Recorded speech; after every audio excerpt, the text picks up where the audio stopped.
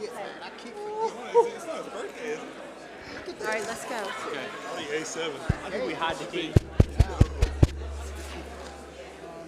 Let me upgrade you. We got new power stations? Good evening.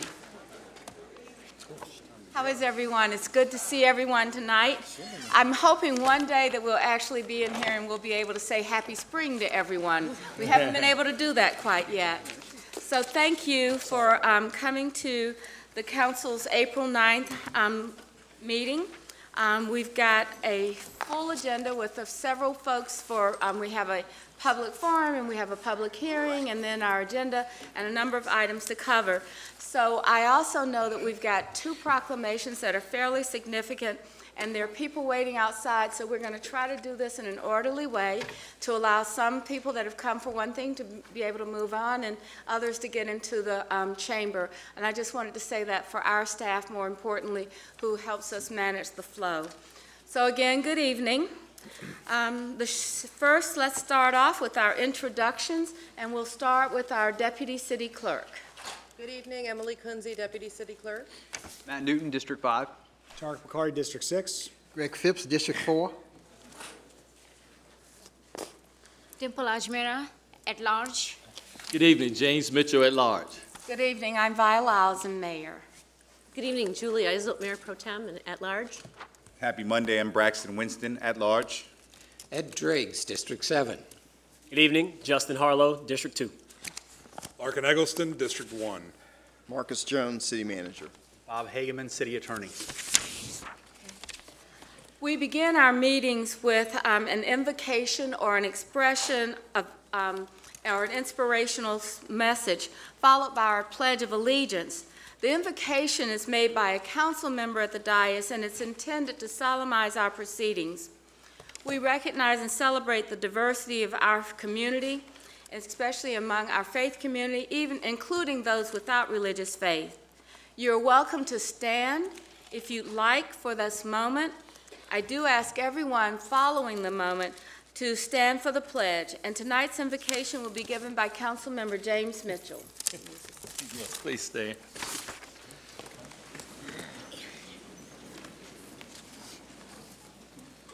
Oh, wise and gracious Father, we ask for your blessing to be bestowed upon the city council member. Bless those who protect and serve our community. Bless those who call Charlotte home. We pray that all the things we do this evening will be pleasing to you. In this we pray. Let us all say, Amen. Amen. I pledge allegiance to the flag of the United States of America and to the republic for which it stands, one nation, under God, indivisible, with liberty and justice for all. Thank you. Let's get out of here. We have two recognitions that we'd like to make tonight, and both of these are recognitions that come from the dais that are representing our city's organization. And I'm going to read both of these, but I want to say a few words about a number of people that are joining us tonight. And these are the people that participate in the over 30 boards and commissions that we have, that we appoint, and we ask citizens to come in. And we're doing this because we believe that this week serves as National Volunteer Week. And oftentimes we ask people to send in an application for a particular board or commission, and then we tell them, go off and do good work. And very seldom do we sit down and say how much we appreciate you. And we chose this week and this time to do that. I want everyone in this community to understand how important it is to have and participate in local government. This is where you actually see things happen. When you speak to us, you're speaking to the line of people that want to serve you and serve this community. And so when we have appointments to various boards and commissions, all the way from the people that help us decide on how do we implement housing, to people that serve to help us protect our tree canopy, to people that actually go out and clean up our streets and pick up our litter, These are people that care, and they're devoted to the efforts. And most of them do this because they want to make a difference in the community. So I want to recognize tonight the many members of our boards and commissions that volunteer their time, their energy, and their effort, and particularly their wisdom, to this community with a proclamation that says, whereas volunteerism strengthens neighborhoods and enriches the lives of community members, and whereas civic participation is a building block of good government, where volunteers shape policy on important issues such as economic development, housing, transportation, and planning, and whereas City Council has a long history of encouraging membership on advocacy boards, committees, and commissions, including the city's 30 advisory boards, served by more than 400 volunteers. And whereas our volunteers' selflessness should be recognized not only to celebrate your volunteerism, but to encourage others to get involved. Now, therefore, I, Vi Alexander Lyles, the proudest mayor of Charlotte that you can imagine, do hereby recognize April 5th through the 21st, 2018, as National Volunteer Week in Charlotte, and we commend all volunteers community-wide for their lasting impact on the city. Now, I want to say that we've read this proclamation, but we want to actually recognize those folks. So I'm going to ask the members that are here representing the chair or vice chairs or the representatives of our boards and commission to please stand and be recognized.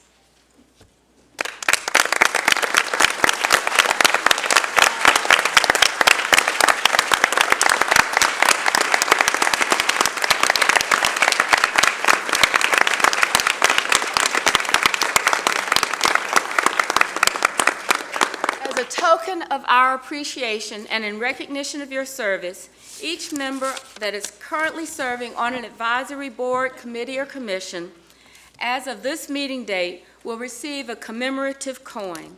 And I'd like to use this quote from former President George H.W. Bush, who is the founder of Points of Life. Every problem that this country faces is being solved in some community, by some group, or some individual. The question is how to get connected so that the whole nation can solve problems. A volunteer is a person who can see what others cannot see, who can feel what most do not feel. Often, such gifted persons do not think of themselves as volunteers, but as citizens, citizens in the fullest sense, partners in our civilization. Thank you very much for your service, and if you would like to now go out and have your commemorative coin for yourself and for your other board and committee members, we would certainly appreciate that. Thank you so much for your service.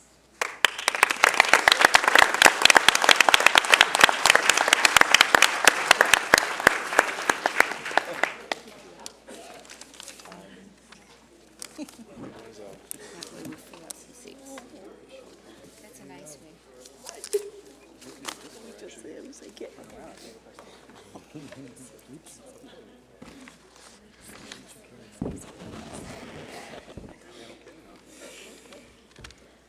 The next commemoration that we would like to make is a joint proclamation of the City of Charlotte and Mecklenburg County.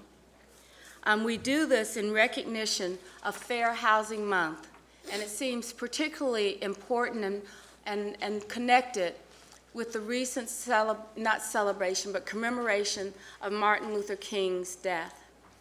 So at this time, we, as a community, recognize the connections that are necessary for people to be able to have the ability to choose a house or a home and not be discriminated against. So with this joint proclamation of the City of Charlotte and Mecklenburg County, I would like to read, whereas the Charlotte City Council is committed to building safe, livable neighborhoods where all community members can thrive, and whereas everyone in the City of Charlotte and Mecklenburg County is entitled to freedom from discrimination in housing, which is an essential component of everyday health and well-being.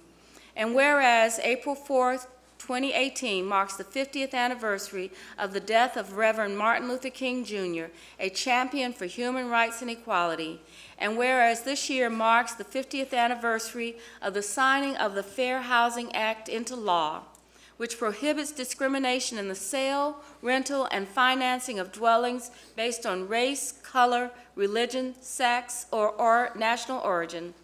And whereas Charlotte is a vibrant, growing city that values our diverse community, now therefore we, Vi Alexander Lyles, Mayor of Charlotte, and Ella B. Scarborough, Mecklenburg County Board Chair, do hereby proclaim April 28th as Fair Housing Month in Charlotte, Mecklenburg, and commend its observance to all citizens.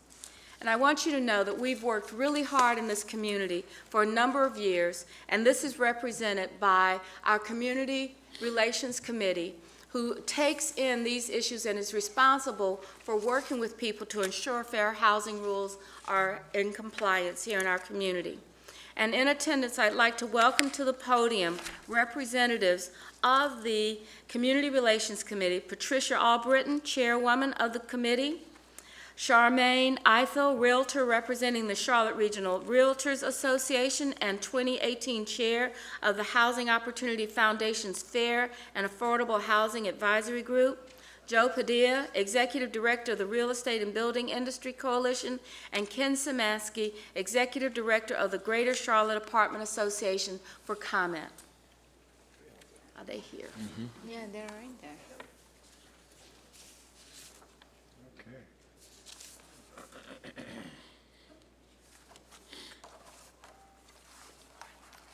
Miss Albritton, then.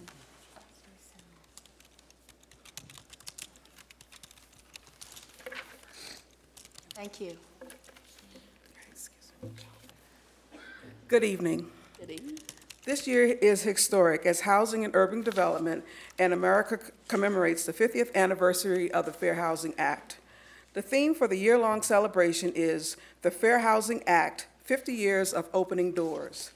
The Fair Housing Act prohibits housing discrimination based on race, color, national origin, religion, sex, family status, and disability.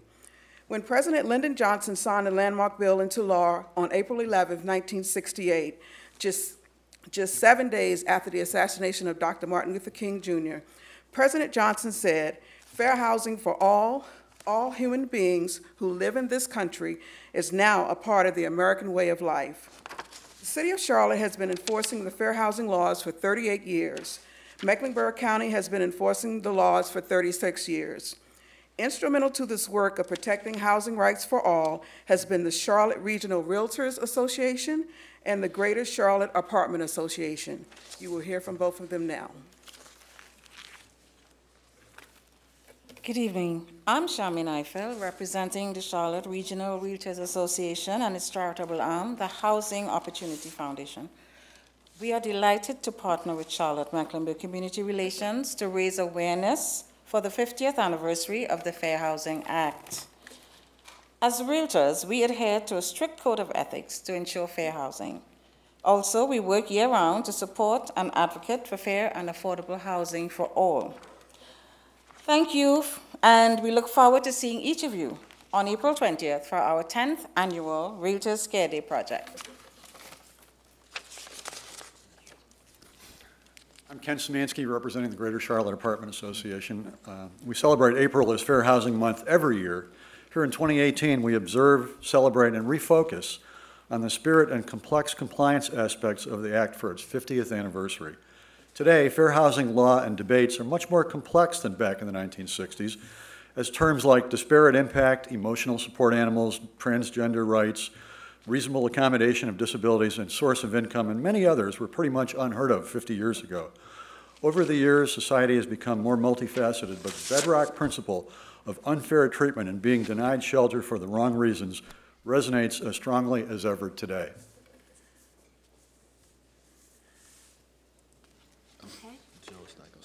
Thank you very much for the presentation. I'd like to actually present Ms. Albritton with the proclamation and say thank you for the work that you do, just like we talked about volunteerism and the difference that it makes in a community. We so much appreciate the work that you're doing in conjunction with our community and our housing and development community. Thank you very much. Thank you.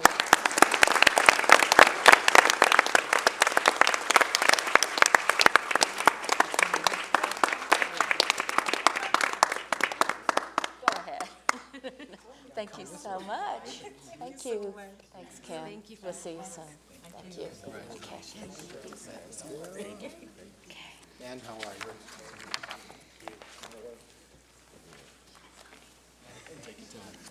Thank you for your. I'll get to shake Joe's hand.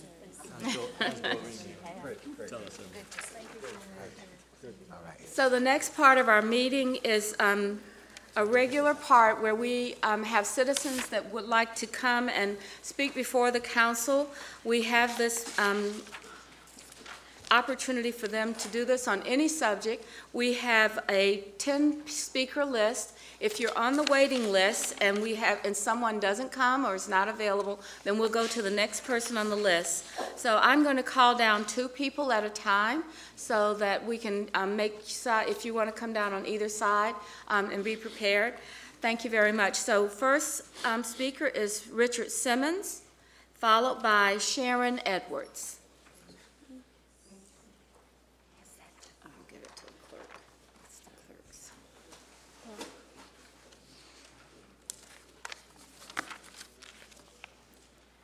I failed to note a very important part of this is that you each will have 3 minutes, and there is a timer.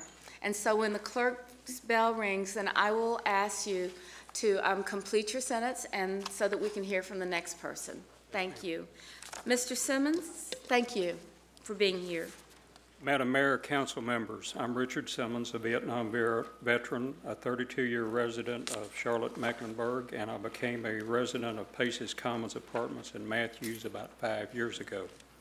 I know city council members wrestle with the numbers and statistics that constitute our city's affordable housing crisis for the elderly population or for others living on a fixed income.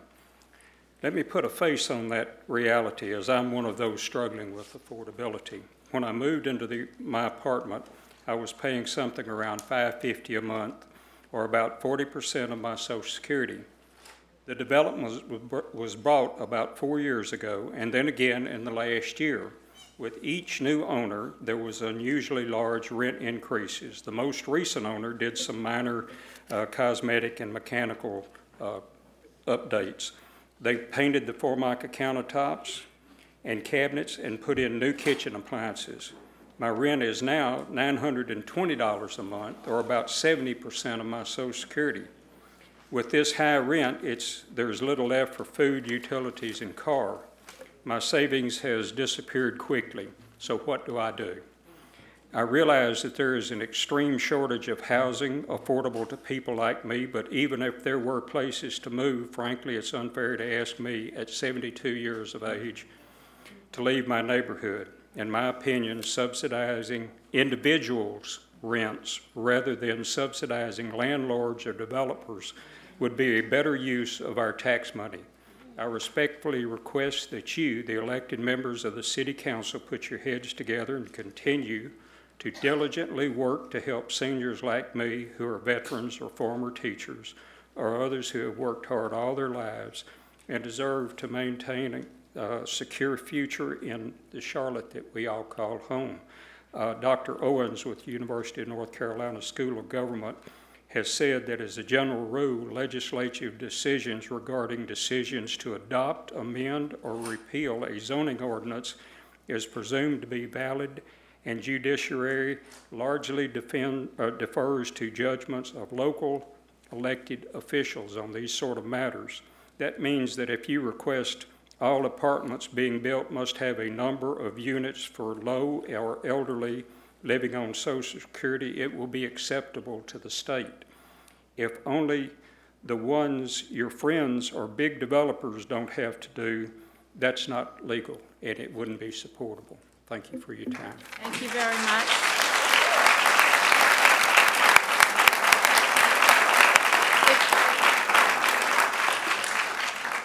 I I recognize that this is something that's an important issue. Everyone around this dais understands that. I think, Mr. Simmons, you've pointed out this isn't just a Charlotte issue. It's an issue in every town in Mecklenburg County, including the city of Charlotte. Thank you, Ms. Edwards. And then Ms. Edwards will be followed by Mr. John Devine. Good evening. Good evening. I'm here from the Twin Oaks Projects. I'm just going to make it brief. You know, I don't have too much to say because I'm kind of nervous, but I'm going to get through it. We're just regular. Yes. Mr. Winston, Braxton Counselor, how you doing? You was on my side in Twin Oaks. The struggle was real. You know, the support team that I had in Twin Oaks, we got through it. I'm just here to give my help to people that really need it, because there's a lot of us out here that's going through so much with this rental, getting kicked out of their places, you know, things just happening. It's just ridiculous. So I'm here to support anybody that I can. After the meeting, they can meet me. I can do my best to show them the right way to go, you know, for the support that I had got, you know, and it's just it's not all the council's fault. You know, everybody need to come together as one to get this done, you know. So I'm just here just to give my my speech to help folks. Thank you very much, Ms. Edwards.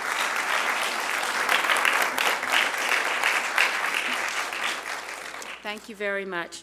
Mr. Devine will be followed by Christian Cano. Mr. Devine. Good evening. I'm speaking to you in support of those directly affected by the lack of affordable housing in Charlotte. I speak to you as a longtime remodeler who lived 25 years in Dilworth during its gentrification, a Habitat volunteer and a landlord of a Section 8 house. Affordable, decent housing in Charlotte has been limited by the denial of legal rights and the neglect of the housing needs of all citizens. In fact, we are all affected by the good housing, and if we have a lack, it destroys our social fabric in many ways, including denying children the critical stability of a safe neighborhood. These injustices contribute to social unrest. No justice, no peace. I live in a city where the Chamber of Commerce and city government act as though sports stadiums, fine restaurants, and fancy buildings define being world class, even as we push out the poor with no obligation to rehouse, operate no land trust, impose no property tax penalties for excessive gentrification. Whether it is urban renewal in Brooklyn with little affordable housing rebuilt or redevelopment of Greer Heights with no rehousing required, natural affordable housing is disappearing. Yet developers access city-county land with incentives not requiring affordable housing like Pearl Street and the Scaly Bark Light Rail project. Yet government also continues to sell its excess land without negotiating affordable housing. Meanwhile, city leaders want charitable and religious groups to do more. The argument that we either fund affordable housing or attend to critical community needs is a false equivalency. Is housing for the poor and workplace just a charity? Where do we think the thousands of minimum wage earners that our economy depends on are going to live? First, they get pushed out of the wedge. Now they're pushed out of the crescent. It is our enlightened self-interest to get serious about this problem. So if revenue is not available to reverse the net loss of NOAA, then a budget line item should be created. Here are 3 things we can do. First, implement the Opportunity Task Force recommendation of a 2018 $50 million affordable housing bond that requires 25% of the new or renovated projects to house the 30% AMI and under. 2, fund new vouchers that subsidize market rents in these units. And 3, the city can lease surplus land from CMS at a nominal rate for long enough periods that the city could turn around and provide it to developers for affordable housing at virtually no cost in order to reduce the cost of production. Thank you for your time. Thank you.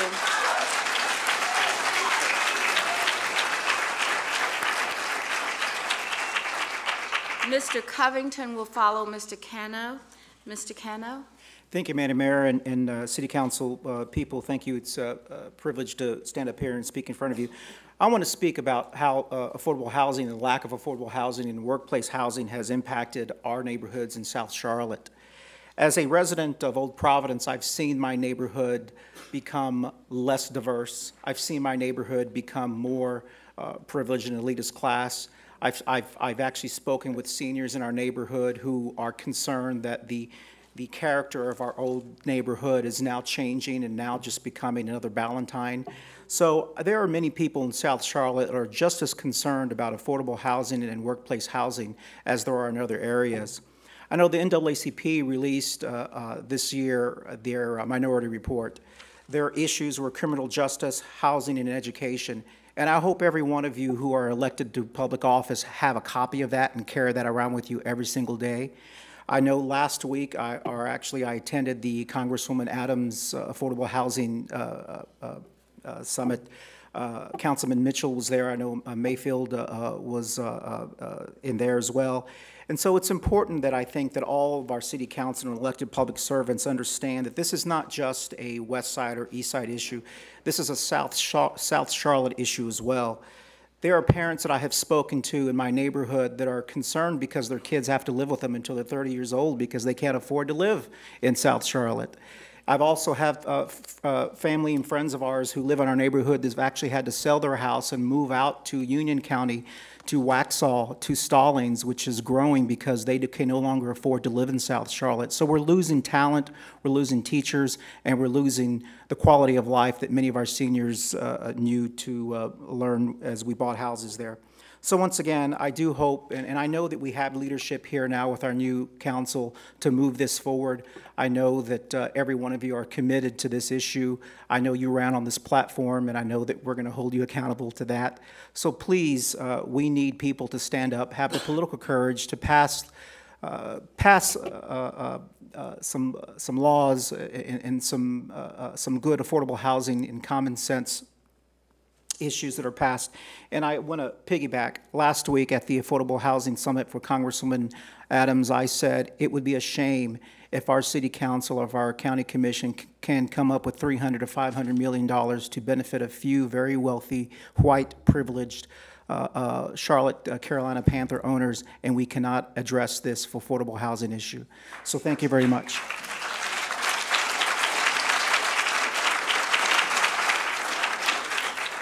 Mr. Dwayne Crete will follow Mr. Covington. Mr. Covington, thank you. Good evening. 3 years ago, I moved back to the Charlotte community, and I was faced with the daunting task of trying to find affordable housing. At the time, my only income was $2,300 a month in disability income. Although I searched high and low looking for a place, I couldn't find any safe, clean, and secure place to live. Every place wanted your income to be at least 3 times what your rent was. The only places that I could find that I could afford to rent were in heavily drug infested, crime-ridden neighborhoods. And for a person like myself that's in recovery, at the time I had 4 years clean, to be placed in that environment would have put my life in jeopardy. Today, I work for a nonprofit corporation. We provide wraparound housing, counseling services to our homeless neighbor brothers and sisters who are homeless and suffering from severe mental illness. To place a person that's suffering from a severe mental illness in that type of atmosphere makes them very vulnerable. I don't feel that safe and affordable housing should be a privilege afforded to the few. I feel it should be a right to every citizen of this community. And there are benefits for the city as well. When people have housing, you don't use a lot of police resources on nuisance calls. People who don't have housing use the emergency room as their primary care physician. You know, and the question I'd like to leave council with tonight is, you know, we supposedly live in the largest Christian country in the world. And the question I'd like to leave you with, are we truly my brother's keeper? Or are we just using because it sounds good? Thank you very much, Mr. Covington.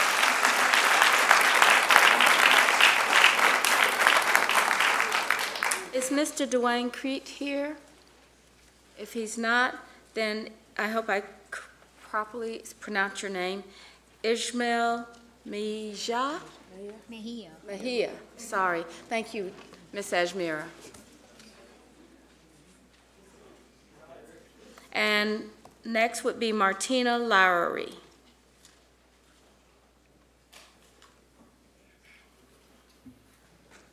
Thank you for coming. Good evening.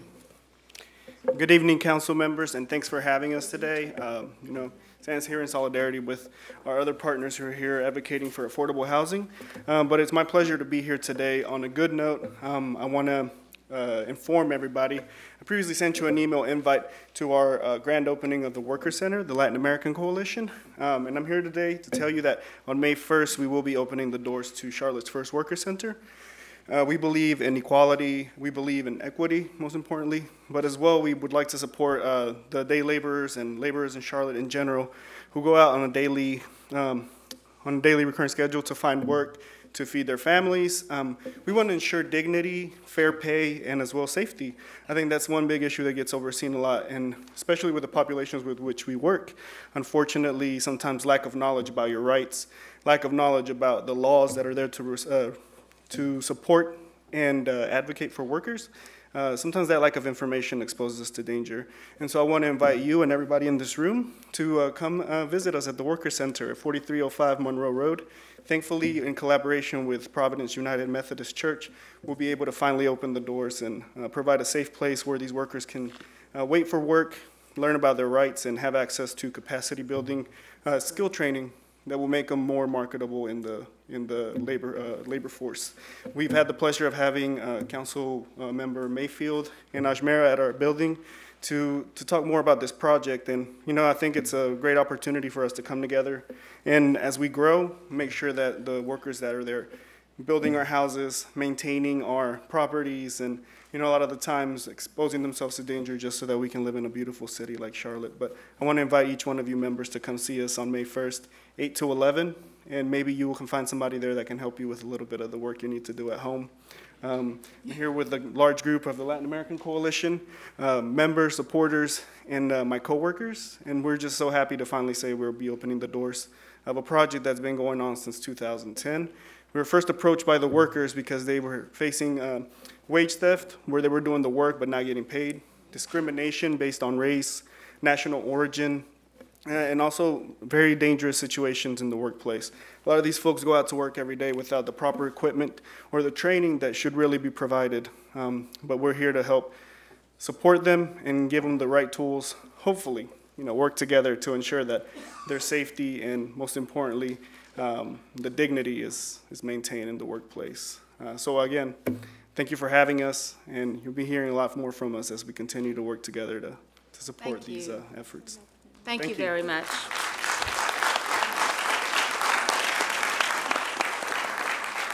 Jonathan Collazo will follow Ms. Lowery.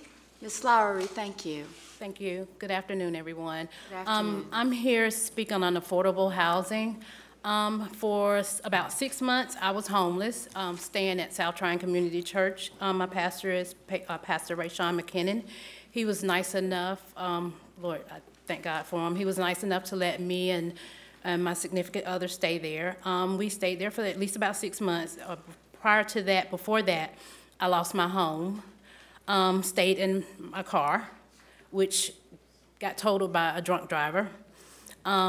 Ended up staying in a neighbor's car until it got real, real cold. Then we ended up moving to South Tryon Community Church, staying there, and dealing with the community Brookhill Village Apartments. There were so many people that stayed there at the shelter. Not only can I speak for myself, I speak for the other ones also. Each day we go out and look around, you see all the apartments that's abandoned. No one is able to go in and at least help pitch in to help rebuild, remodel. I live on a fixed income. Everything that I receive, I have nothing now because I'm paying rent. I don't receive food stamps, nothing. I am considered totally disabled. I'm trying to find a job just so I can make ends meet, just so I won't have to go to Loaves and Fishes, to support me and my children in order for us to eat. I had to let a lot go, which is okay, but my thing is now helping others out so they can have somewhere else, so they can have somewhere to stay, not having to open up your door to look at an apartment right across from you that's boarded up when it could be put to use for those that are homeless. And I speak on the homeless situation because I was there myself. And you have a lot of elderly people that were staying in Brookhill that are there, they're not there anymore. And you look at the children that, they go across the street to play. My children grew up in Brookhill ever since they were born. Now it's like, okay, what's happening to the community? For me, myself, I would be one that would not mind picking up a paintbrush, a hammer, a nail to help rebuild, restore, and remodel. Thank you. Thank you very much, Ms. Allen.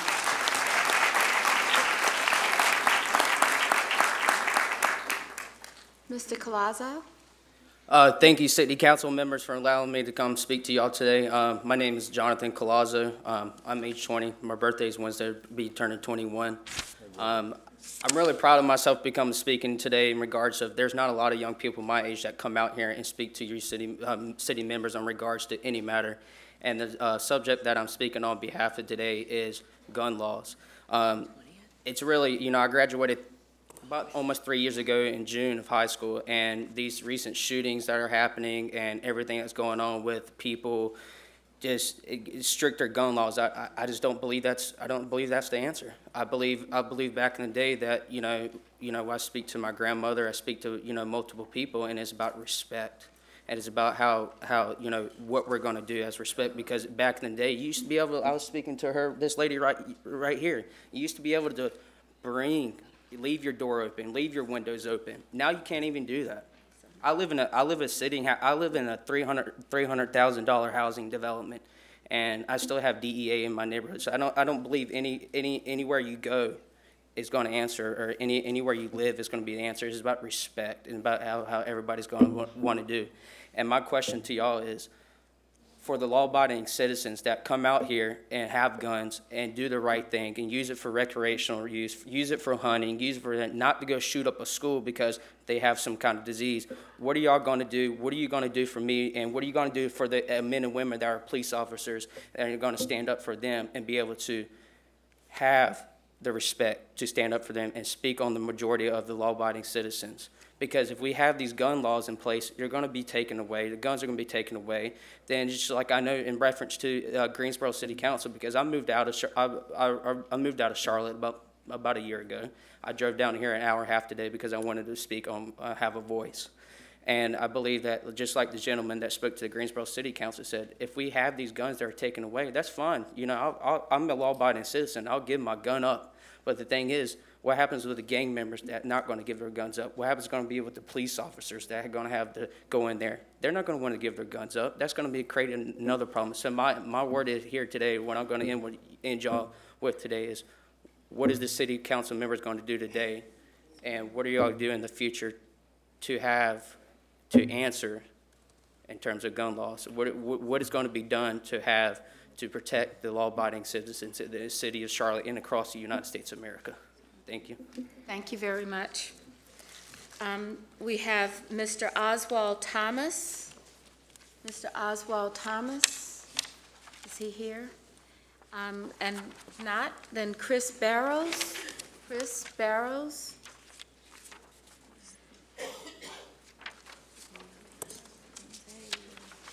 Isn't that what I just said?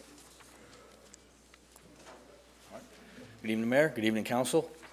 I'm here on behalf of the Lynx Light Rail, and we would like to address some of the problems that are now coming to the surface now that we have just expanded this Blue Line extension. As everybody knows, the extension just went live a few weeks ago. The problem that is causing for us is a lack of staff. Over the course of 24 hours, we had to go from putting 18 trains on the line to throwing 36 trains out on the line just like that. That means we have to have 18 more operators for 3 separate shifts. Our maintenance is done on mileage. They are now reaching their miles twice as fast as they were. We are putting twice as many trains out there, so we are doing 4 times the amount of work. The problem is they did not increase our staffing levels whatsoever. Some of these operators are running from the minute they get there to the minute they leave with no breaks. Sometimes they don't get lunches. Our staffing right now, you guys just built a multi-million-dollar facility on the north end that is empty right now. If you walk in that building right now, there's nobody working because we don't have enough people to staff it. We put 6 people in that building for 3rd shift only, and that's it. According to the FTA guidelines, we're supposed to have approximately 1 technician for every train. Well, currently we have 40 trains, but we only have 27 technicians. Our CEO, John Lewis, has referred to our technicians as the unicorns, because we're awfully hard to find. The skill set it takes to do our job just isn't everywhere.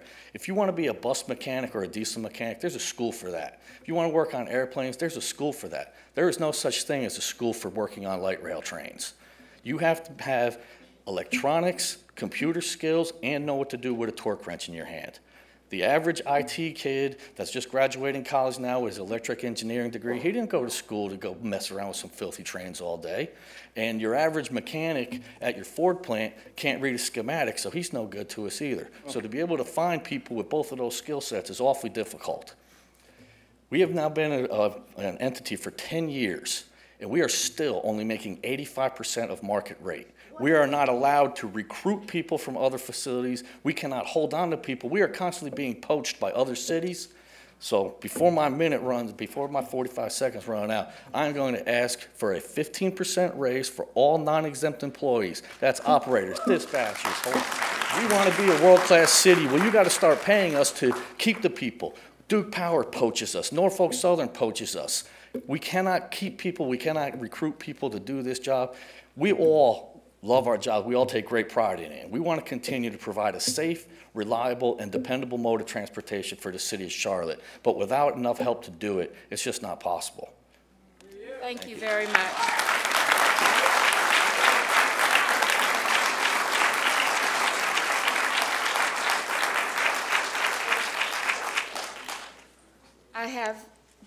We have one more, Mr. Hernandez Paris.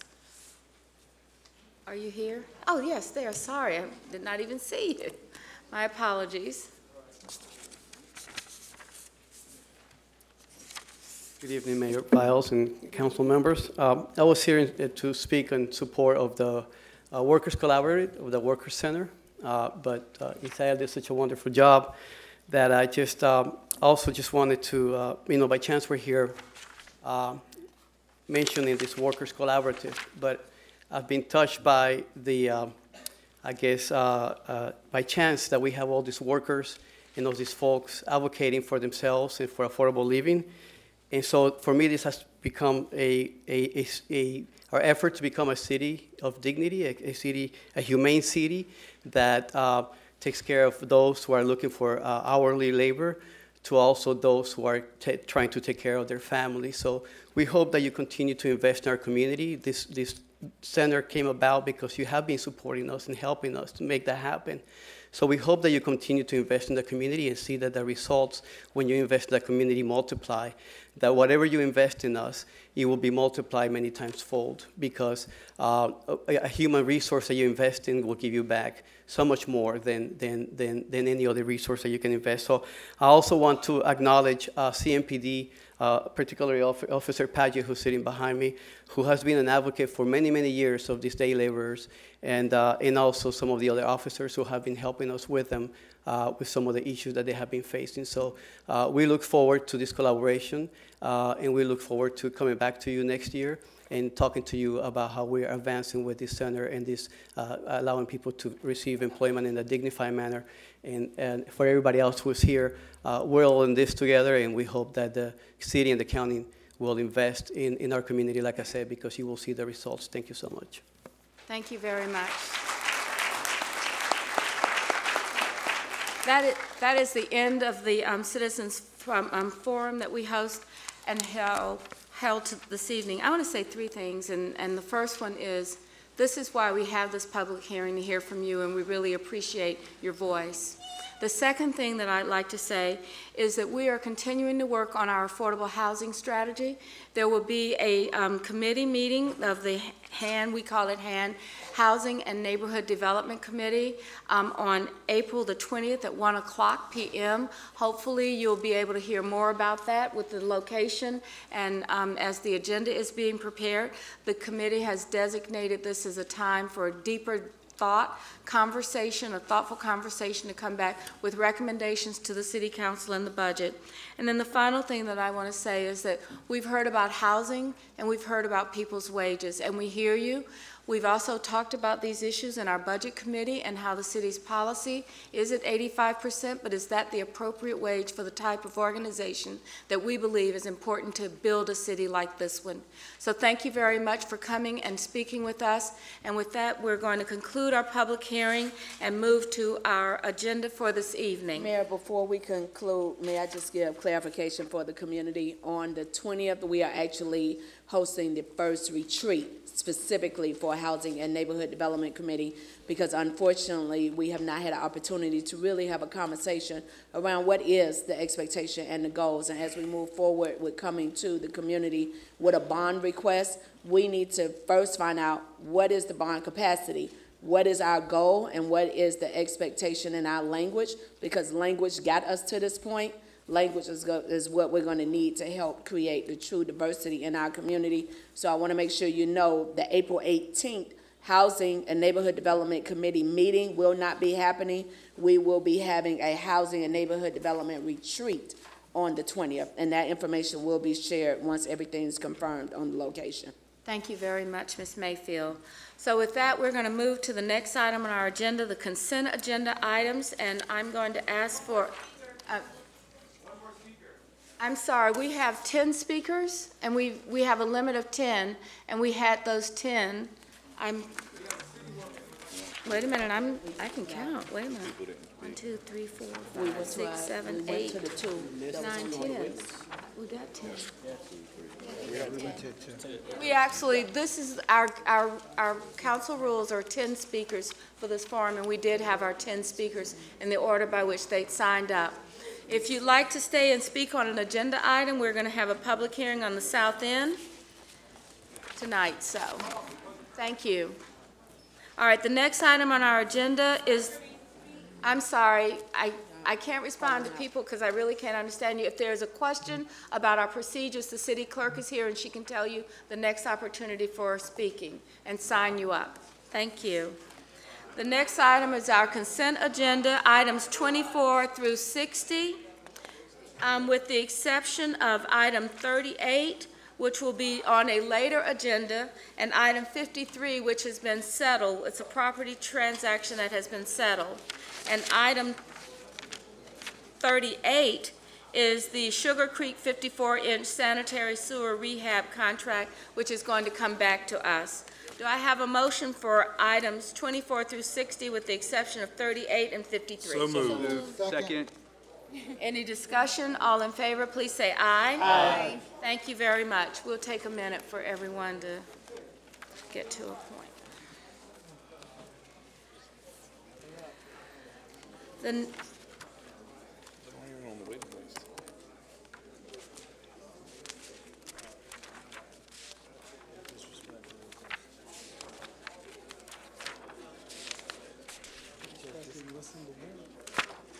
The next item on our agenda is item 11. It is a public hearing.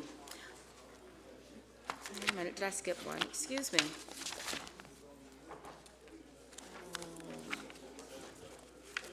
I'm sorry, 11 is our first public hearing, the public hearing on the fiscal year 2019 Annual Action Plan for Housing and Community Development. And this is a requirement that we hold a public hearing on the annual plan to receive federal funding for housing and community development activities. Madam Clerk, do we have anyone signed up to speak? No, Madam Mayor. With that, should I have a motion to open and close the public hearing? So moved. Second. We've got a motion to open and close the public hearing. All in favor, please say aye. Aye. Any opposed? Thank you. Item 12 is a public hearing for public comment on the South End Vision Plan and the plan's amendment. And we're going to hear public comments. The South End Plan, I believe, has had several meetings, stakeholders meetings, public meetings. The Planning Commission has weighed in, and it has been referred to TAP, our Transportation and Planning Committee, and they unanimously voted to send it to Council for public comment. I'd like to recognize Taiwo Jacoby, I hope I continue to say that correctly, who is our Planning Director, and would like to ask him to introduce the project, and then we will hear from the speakers that are signed up for the hearing. Thank you, Madam Mayor. So on March 26, Monica, our planning staff, actually presented this to you, so there will be no presentation tonight. But Monica and I are here to answer any questions that you might have if we have to get to that point. But since we started this back in 2016, we've worked collaboratively with the Center City partners.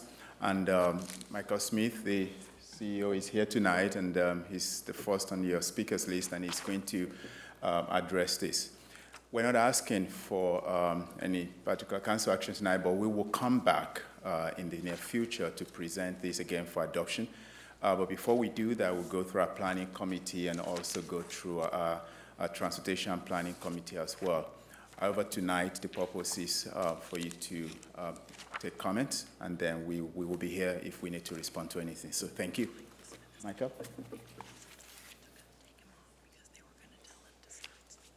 Okay, thank you. All right, we have 8 speakers signed up. The first is Michael Smith, followed by Terry Shook, and then Rich Shanley. Mr. Smith.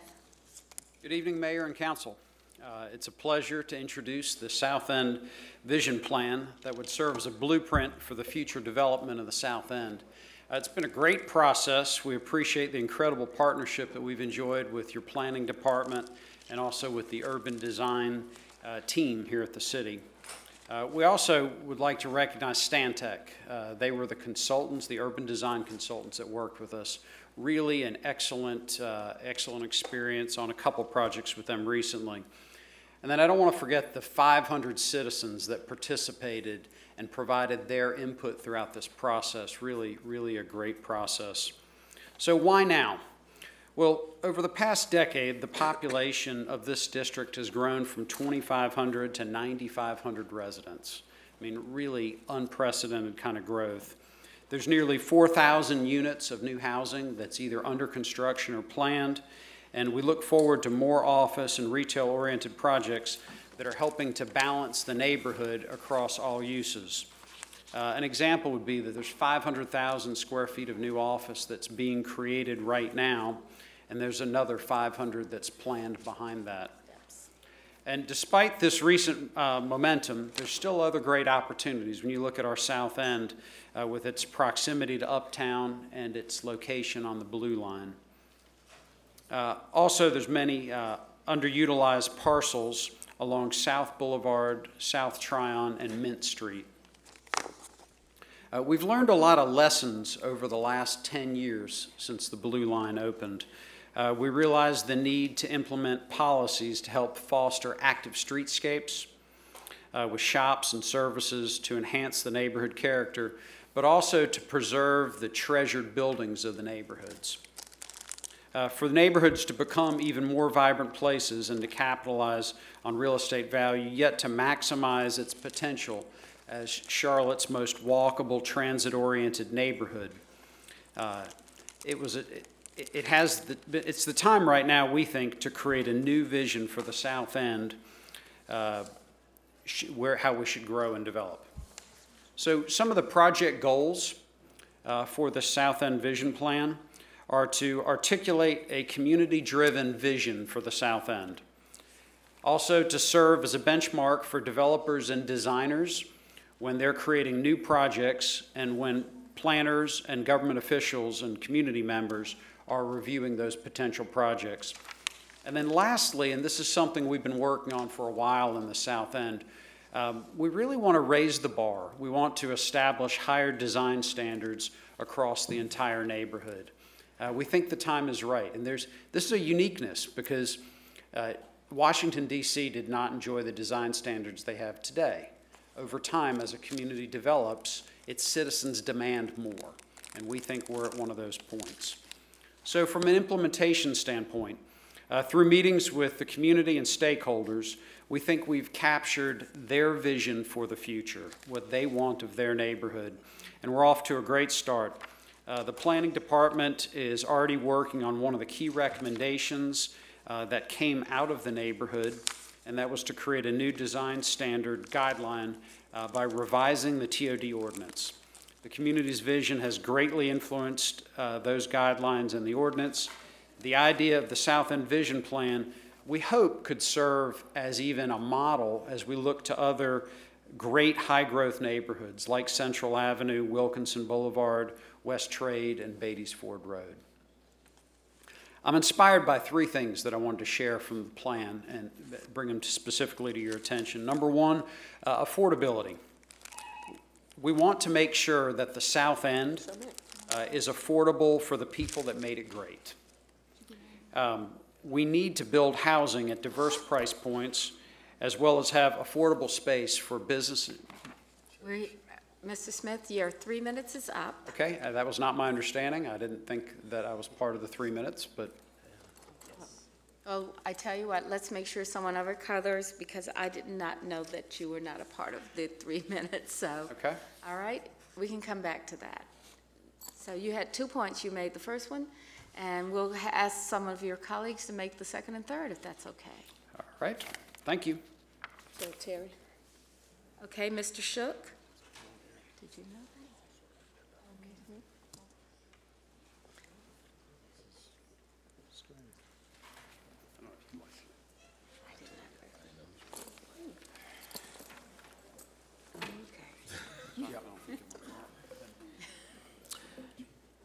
Madam Mayor, members of City Council, my name is Terry Shook, 2151 Hawkins Street in South End.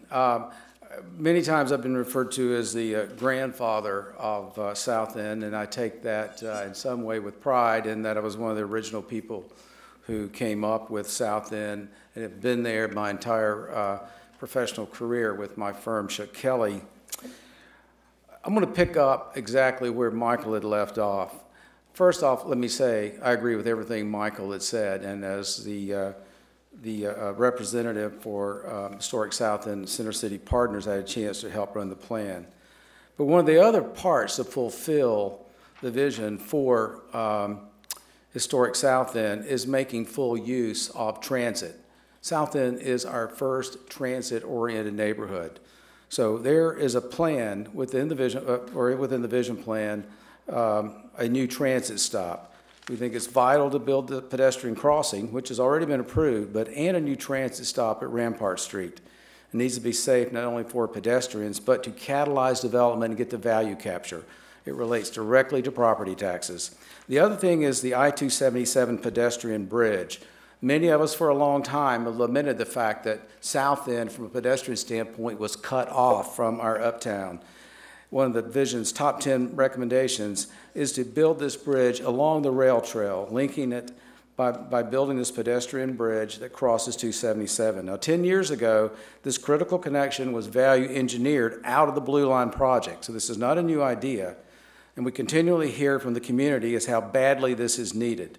And all you have to do is go down the rail trail on the weekend and understand the type of traffic that's on that. So we have identified over $7 million of matching funds to help pay for this bridge, and we hope that the city will consider its support of this important plan recommendation. Again, I thank you, and I'll yield the rest of my time to the other people that will come after me to speak in favor of this plan. Thank you. Thank you very much.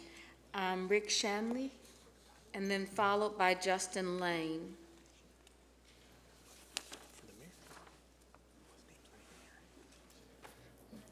Good evening, Madam Mayor and Council members. My name is Rick Shanley. I'm a South End resident. I'm also on the board of the South End Neighborhood Association, and I was a committee member for the South End Vision Plan. My wife and I moved to Charlotte 4 years ago, so we're one of the 9,500 people that Michael talked about who have been just invading South End. But when we moved here, we instantly were drawn to it because we saw how cool it was. And just the growth in the last 4 years has been amazing. And the one thing that this vision plan focuses on, and Terry just talked about it, is the connectivity and connecting not only South End within itself, but Dilworth, Wilmore, and South Boulevard and Tryon are two major opportunities that we have through this vision plan to really calm the traffic, to make it more accessible for people from the other neighborhoods to come into South End. So, we live right on South Boulevard, and we had a miniature pinscher, and we'd take her for a walk, and once we would kind of round the corner and get on South Boulevard, she'd stiffen up and wouldn't want to go any further because she knew the traffic was kind of crazy and it wasn't easy. So I know that work is being done to connect both sides of the rail trail, which will be helpful for that. And overall, the plan certainly has many great tenets, but just from a personal perspective, we think that the connectivity is a big one, and we hope that you will support the plan, and we thank you for the time. Thank you very much. Mr. Lane?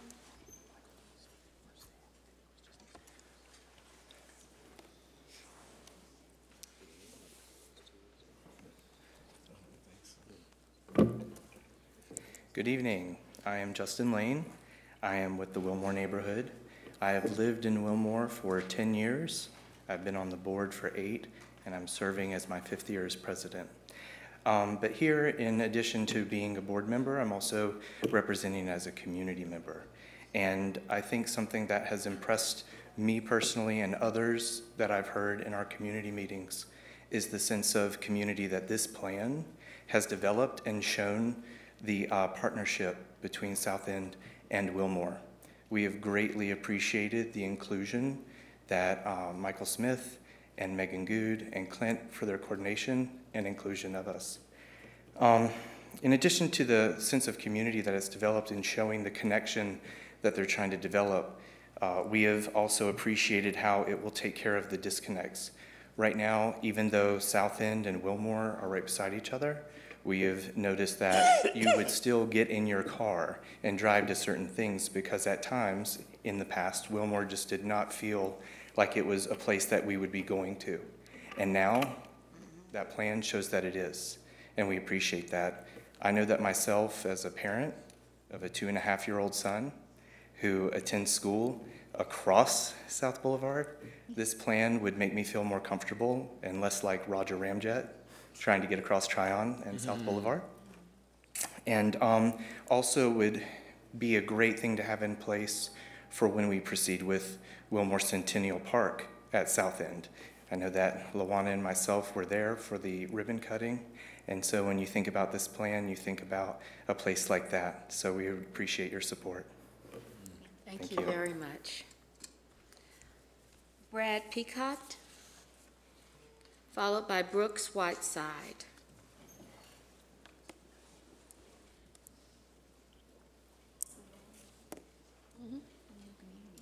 Hello, my name is Dr. Brad Picott. I'm the owner of South End Dentistry.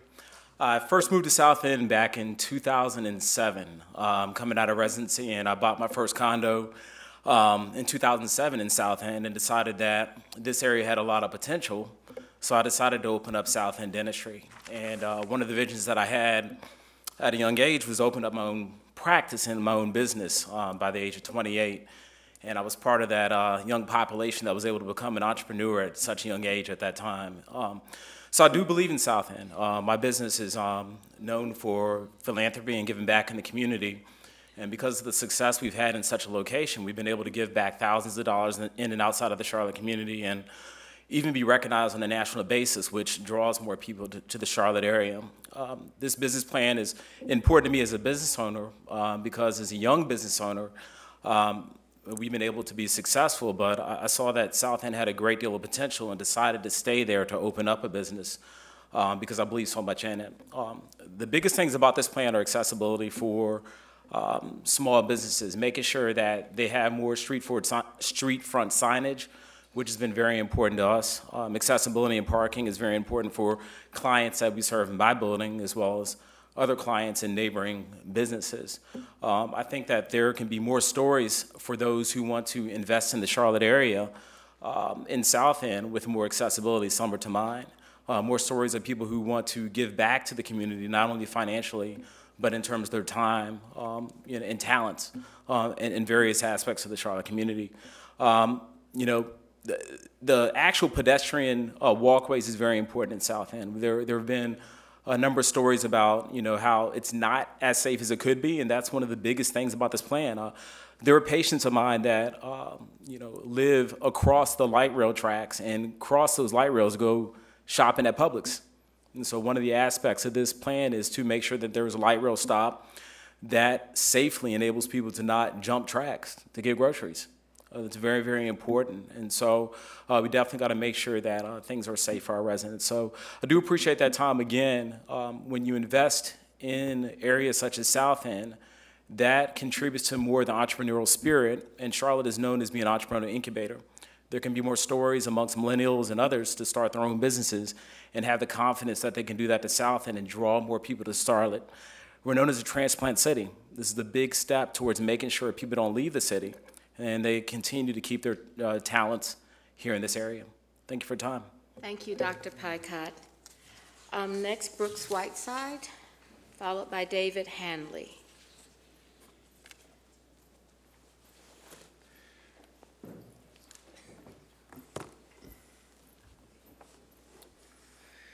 Hello, Council. I'm Brooks Whiteside with Whiteside Industrial Properties. I was part of the South End Steering Committee, and I'm also on the board for the Gold District of South End. Our office has been on South Mint Street for over 20 years, and we've been actively repurposing old warehouses, among other things, in South End for higher and better uses. I was excited to be a part of the South End Steering Committee that provided public input from South End stakeholders to help form the South End Vision Plan. It was a great group of people representing property owners, tenants, architects, and developers. Property owners, the meetings were productive and collaborative, and I believe the South End Vision Plan reflects much of what was discussed throughout those meetings. My take-home points of the Vision Plan are needed pedestrian connectivity to Uptown, Dilworth, and the light rail line, and expedited land use guidelines throughout the neighborhood. The focus of building the light rail line, in my opinion, was to relieve the dependence on cars and traffic. However, the streets and infrastructure don't reflect the city's desire for heavy pedestrian and bike traffic with the coveted half-mile radius of light rail stations. It's difficult to navigate South End as a pedestrian or on a bike with the lack of modern crosswalks and bike lanes. There should be pedestrian and bike arteries leading to the rail trail and station areas with crosswalks that feel safe and actually give the right-of-way to the pedestrians. My experience is that the city waits on each parcel to be developed and for that developer to provide wider sidewalks and streetscape improvements. But there are many gaps in these developments without a cohesive neighborhood plan, and I think the South End Vision Plan provides that cohesiveness. The Vision Plan suggests many great streetscapes, improvements to help pedestrians and bikers navigate our beloved neighborhood, and I hope these suggestions are implemented as quickly as possible. Uptown and Dilworth feel segregated from South End, which is one of the things that came up many, many times in the South End Steering Committee meetings. For example, the I-277 bridge over South Mint Street by the Panther Stadium should be a gateway of sorts to the Gold District and South End, but instead it's dark and unwelcoming. I just came back from a South Carolina Gamecocks game at the Knights ballpark, and there was 3 lights in that bridge, except they were all dark. And there were some people hanging out under the bridge, and it was just not a very good environment for people walking back and forth from South End into the ballpark area. I've also been involved in a handful of TOD rezonings in the Gold District overlay. And when the South End Station Area Plan was implemented, it suggested TOD zonings for parcels within a quarter mile and half mile of light rail stops. But most of the area is still zoned heavy industrial. Anytime we try to repurpose a warehouse or change the use of a building, we need to zone it out of industrial and into a TOD zoning. This process, thank you. Thank you very much. David Hanley, followed by Thomas Hudak.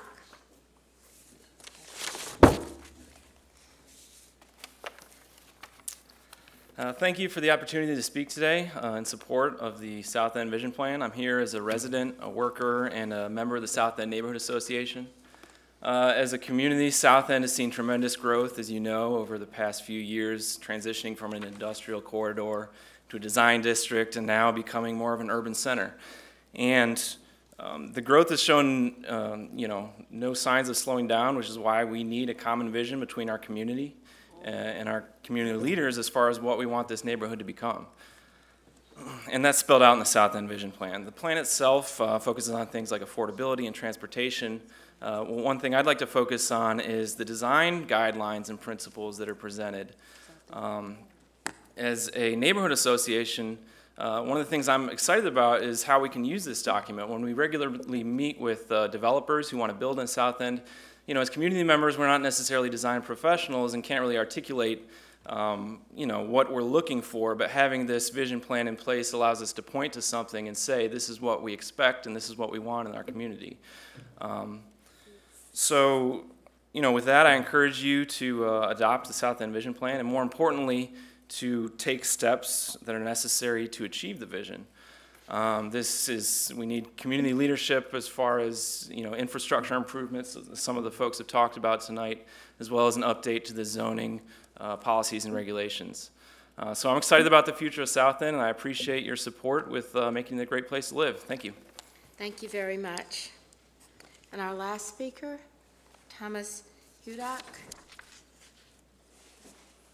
Is he here? Thomas didn't make it. Mr. Smith, if your remarks are available, then we could have the clerk distribute them to the City Council. I appreciate that. Mr. Driggs? Could I just say, Mr. Smith, apparently you were signed up as a speaker and not a presenter, and we have to impose that 3-minute limit out of fairness to other speakers, but we appreciate your being here tonight and the work you've done on the plan. Thank you. Thank you, Mr. Driggs. Yes. All right, so are there questions for the staff right now? Comments on the South End Vision Plan? Any comments? Ms. Mayfield.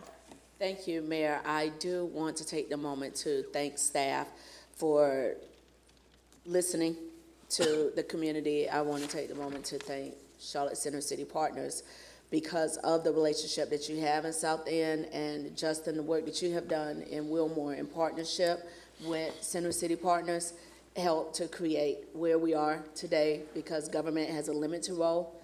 I get to be the cheerleader and work with my colleagues, but you all on the ground in the community, you are a prime example, all of you, of how when you come together and work in that public-private partnership, you can help create what you want to see for the vision.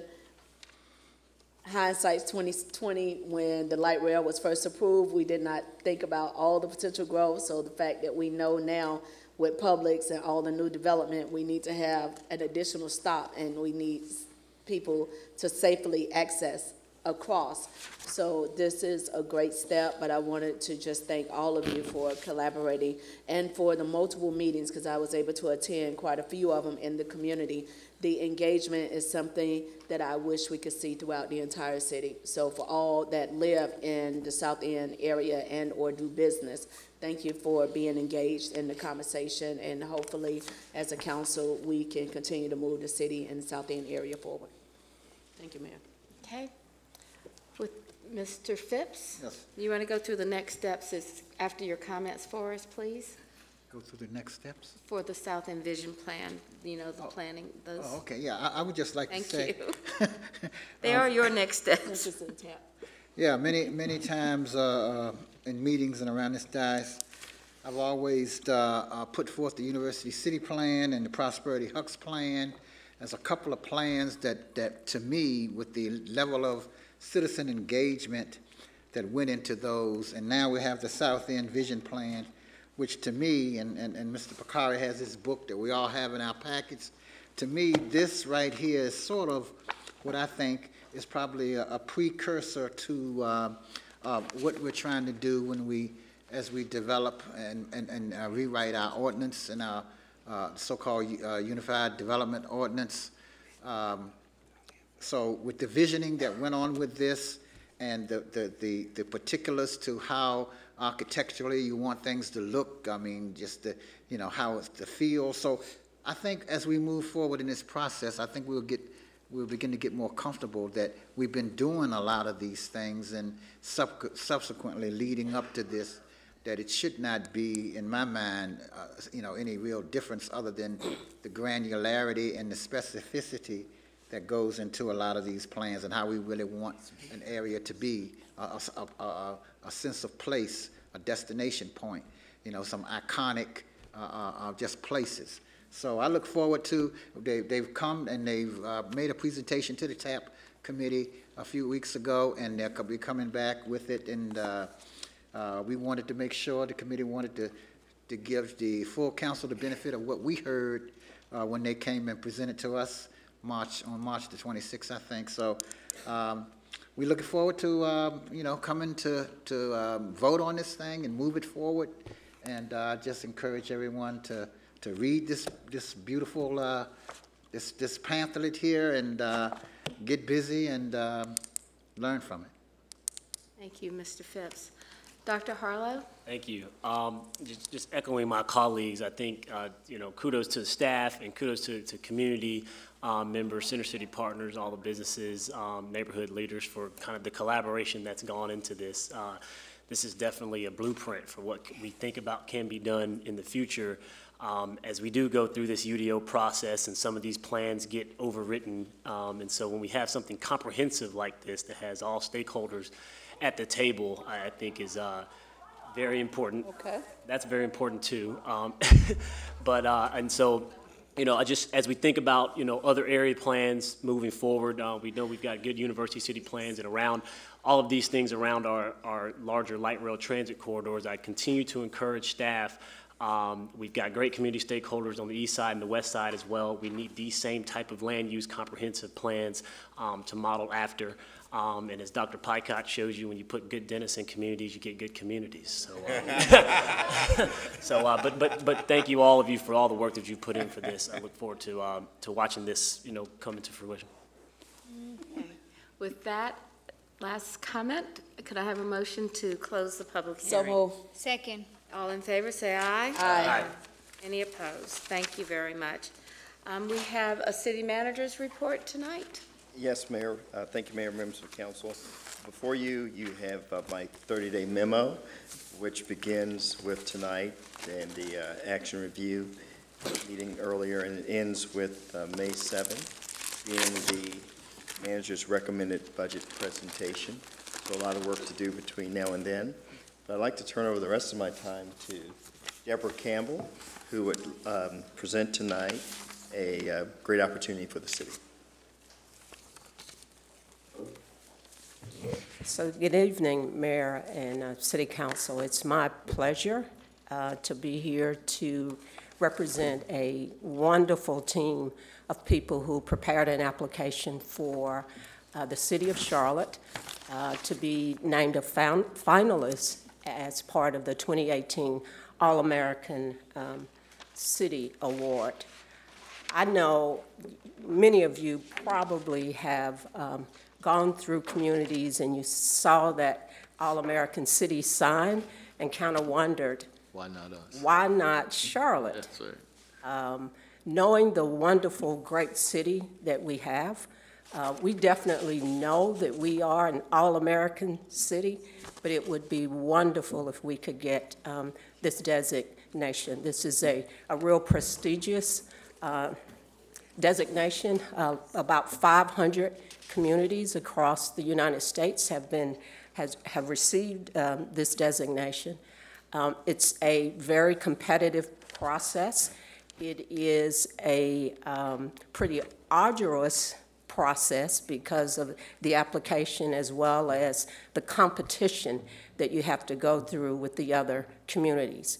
There have been, and I'll get to the slide just shortly, there have been 20 communities that have been identified as finalists, and there will be 10 that will actually receive the award. We have, though, the City of Charlotte, been a finalist in 1957 when I was born, and the other three years. But we have won it twice in 1968 and 1990, so it's been a long time since we've competed for this opportunity.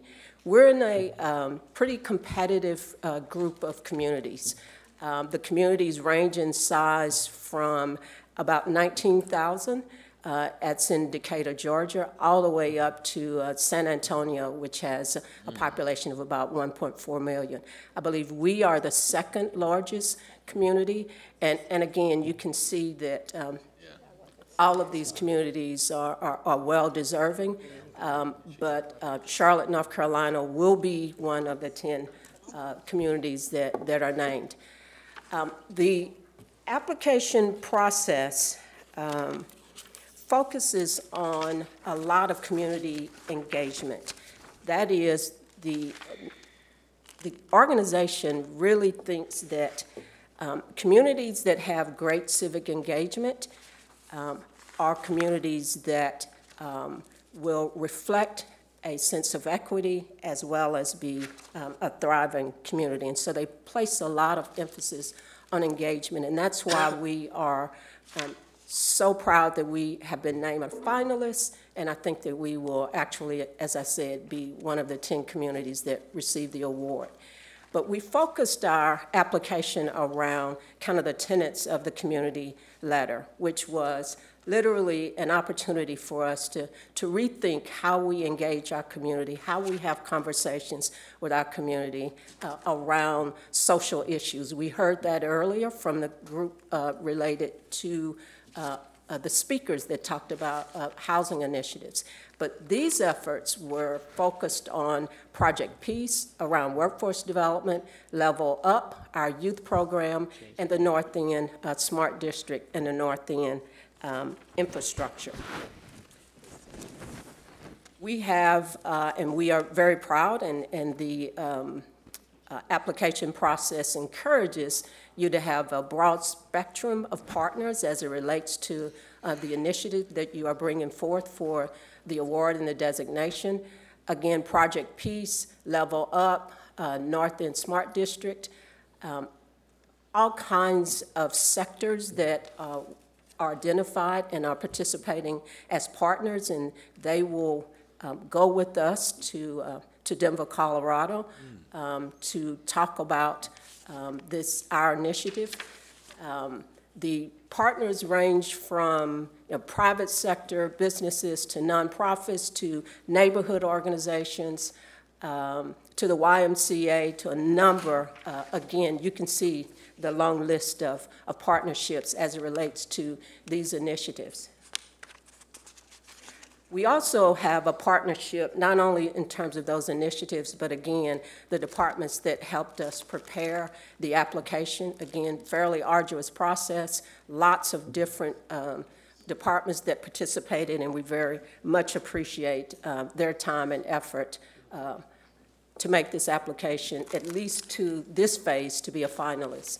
And so the next steps in the process, we are working diligently on our presentation. I believe that the city manager, when he was in Norfolk, participated in this process, and he gave us a warning. He said, "Now, Deborah, you got to bring your A game." And we was like, "Yes, sir, we'll do that." In mid-May, we'll finalize kind of what will be presented and the logistics. The award competition, you can see, is in June. Award in Denver, Colorado, I'm sorry, and then June the 24th, the award ceremony, where, as I said, I believe that our city will be named one of the 10 that will receive the award. So with that, just wanted to bring you all up to speed on where we are and what we are doing, and we're very excited about the opportunity. And with that, Thank you very much. We look forward to the competition, and I know you will bring the very best of Charlotte out. Thank you very Denver. much. So thank you very much. Mr. Jones, anything else? Okay. So the next part of our agenda is that tonight council will consider nomination to various boards and commissions. Members have already submitted their nominations to the clerk, so the names will not be read at the dais. And then the clerk will email city council members the names of applicants that received at least 2 persons who nominated them. And these candidates will be considered for appointment at the next business meeting However, if we are fortunate enough, any applicant receiving 6 or more nominations can be considered for appointment tonight upon a motion, second a majority vote of council. The name of all nominees will be recorded in the official minutes of this meeting, and the clerk's now going to tell us where we stand. I think, how many committees do we have? About 6 or so? There's All right. 9 committees, and I'm happy to say out of 21 appointments, 18 candidates received 6 or more votes tonight. Great. So for the Business Advisory Committee, Scott Campagna received 9 votes. Now, do we need to do these all in separate motions, Ms.? You can do them all at once if you prefer. Wait till the Okay, end. so if you will read them through for all of the folks that have 6 votes, we will make a motion for the whole. The next board was Charlotte International Cabinet for a member or staff person from the Charlotte Regional Partnership. Marvin Price received 10 nominations. For the Charlotte Tree Advisory, there were 2 positions, and Wayne Robinson received 7 votes, and Aaliyah Tuttle received 7 votes. The Citizens Review Board is next. E. Thomas Bowers received 7 votes. The Civil Service Board, Brenda Johnson received 10 votes. David McCleary received 6 votes. Victoria Watlington received 10 votes. Community Relations, out of 3 positions, only 1 person received at least 6 or more votes, so we'll bring the other 2 back to you at the April 23rd business meeting. Savannah Turner received 8 votes. For Keep Charlotte Beautiful, there were 2 positions. We'll have to bring 1 back to you April 23rd. The other position, Matt Wilson, received 7 votes. Neighborhood Matching Grants, in the Neighborhood Representative category, Colin Pinkney received 11 votes, and James White received 10 votes. For the Business Representative category, Laura McLetty received 10 votes. For the Neighborhood Organizational Leader category, William Hughes received 10 votes. And in the nonprofit organization category, Ryan Deal received 9 votes, and Yvette Townsend Ingram received 8 votes. And for the position recommended by the school superintendent, Kiva Womble received 11 votes. Finally, for passenger vehicle for hire, Ade Amole, I'm sorry, I'm gonna kill this name. It's Mr. Ekundayo received 11 votes, and that's 18 out of the 21. May I have a motion? So moved. For appointment for the positions that the city clerk just announced. We have a motion, a second. All in favor, say aye. Aye. Any opposed? Thank you. All right, so we'll have the remainder of those nominations come out tomorrow by email to everyone. So now it's the time to start with mayor and city council topics. I'll start with Mr. Mitchell. We'll go that way and come around. Got me, Mayor. First the invocation and now the topic. So thank you, Mayor and Council. First is the announcement. Having the district, boy, I had too many of them mad at Marshall when I was in the district. We're having a town hall meeting this Thursday, April 12th from 5:30 to 8 p.m. here in room 267. The topic is empowering business, empowering the community. We're doing something kind of unique this year. We are including 2 of our committees, the CBI Advisory Council, as well as the Business Advisory Council. So we'll have 2 breakout sessions beginning at 7 to 8. One would concentrate on building relationships between the general contractors and the subcontractors, and another breakout session will focus on professional services. How do we get contracts with the city, the county, and the airport? So please, that's this Thursday in room 267. Please call Albert Burney at 704-336-4947. 704-336-4947, Alvin Burney. The second one I have, Mayor and Council, is just a question for the city manager. I think there's been a lot of discussion about the streetcar not being part of, consider a transit, and so therefore the TOD does not apply. And when you think about District 1 and District 2, I think we're missing a golden opportunity. So is that by our definition, local, state, or federal. So can you just bring that back to council? Because I think there's been a lot of conversation about it, and we still have not put that to bed yet. Okay. Thank you, Mayor. Thank you. Ms. Ajmira? Thank you, Madam Mayor. So just one thing, just a reminder about my upcoming town hall on school safety, which is tomorrow evening at 6 p.m. at the Government Center in room CH14. And this town hall is designed to address the anxiety and fear among students, teachers, and parents on school safety and security. I'll be joined by CMPD Chief Putney and CMS Chief Randy Hagler to address this real fear in the community and potentially arrive at solutions at the local level. Again, this town hall is tomorrow, right here at the Government Center in CH14 at 6 p.m. And you will also be able to watch this live via Facebook. Thank you. All right, Ms. Mayfield. Thank you, Mayor. Two things. Mr. Manager, one of the positives of some longevity is prior to you, we created our strategic operating plan from 2014 to 18.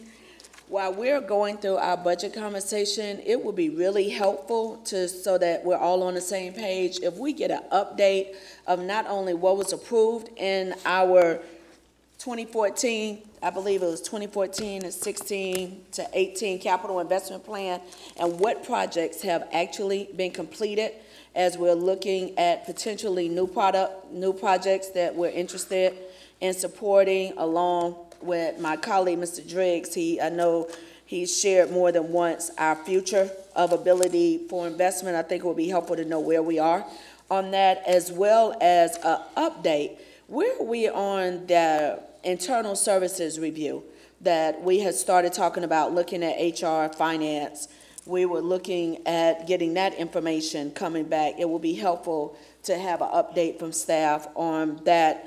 And the last piece is, again, just reminding everyone that we will not be having a Housing and Neighborhood Development Committee meeting on April the 18th.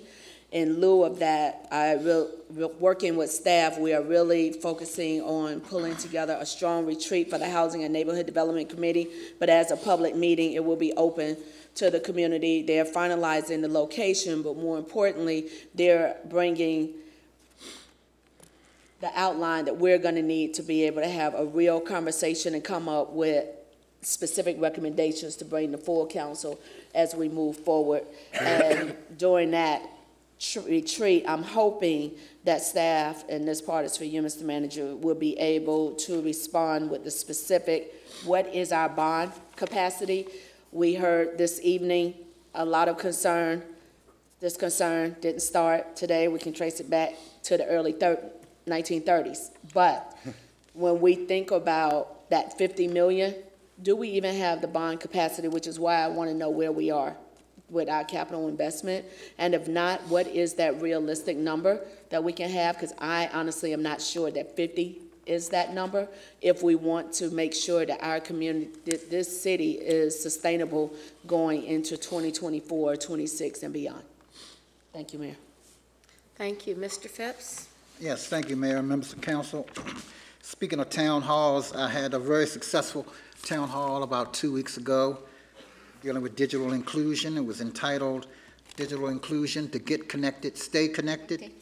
And I just wanted to, I have a lot of people to thank because really it was a one-stop resource type fair that night at the Oasis Shriners Temple over on J.W. Clay, a few steps from the J.W. Clay light rail station.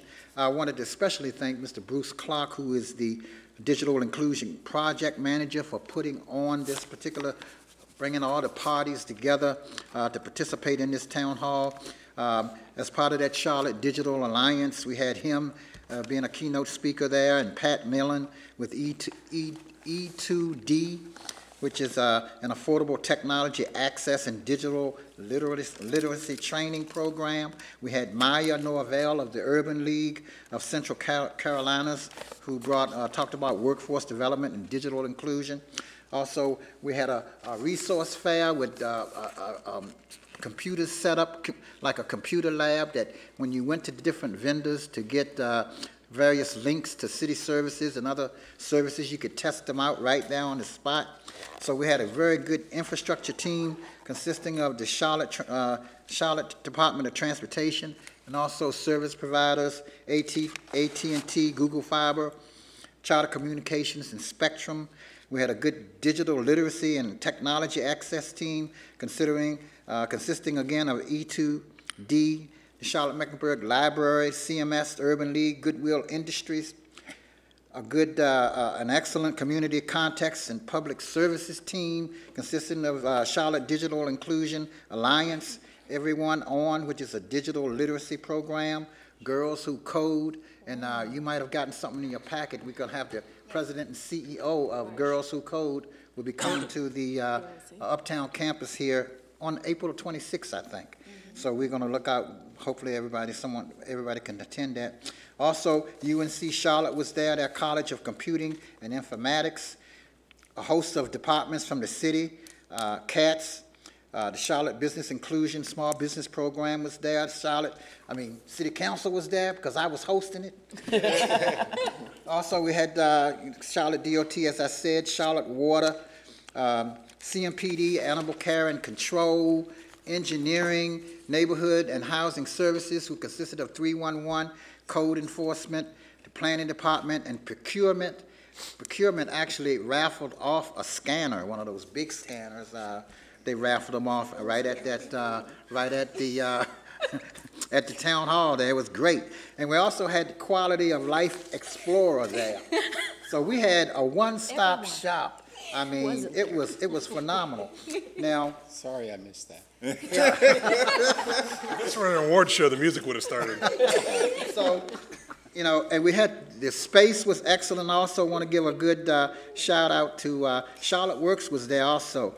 But Claude Freeman of the Oasis Shriners Temple did a great job of helping to set up the place for us. So there was just so many people to thank. Robin LaFerno took her time to come there. She was manning the table.